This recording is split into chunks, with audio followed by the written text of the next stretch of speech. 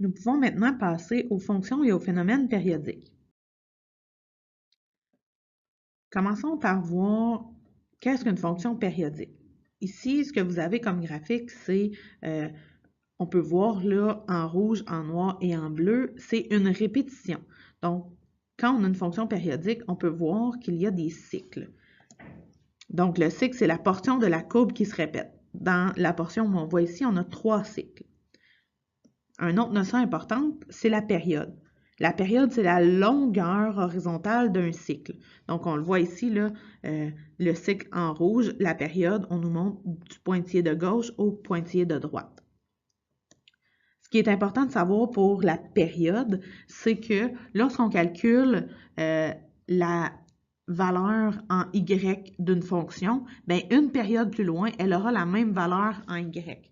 Donc, si je prends le point qui est ici, en haut, eh bien, une période plus loin, ici, on aura exactement la même valeur en Y. Et si je recule d'une période, ici, on aura la même valeur en Y aussi.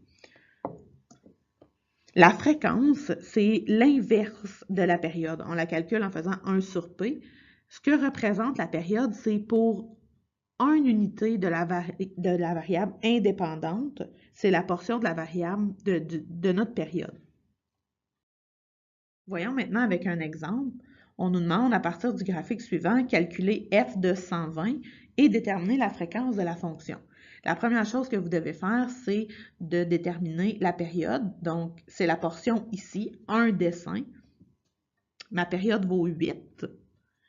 Je dois faire f de 120 est égal à, et là j'ai fait 120 moins 8, moins 8, moins 8, jusqu'à ce que j'obtienne un chiffre qui, en x, est sur mon graphique. J'ai obtenu 16. Donc f de 120, f de 16, ça vaut la même chose. Je m'en vais à f de 16, donc 16 en x, f de 16 vaut 0, comme f de 12, f de 8, f de 4.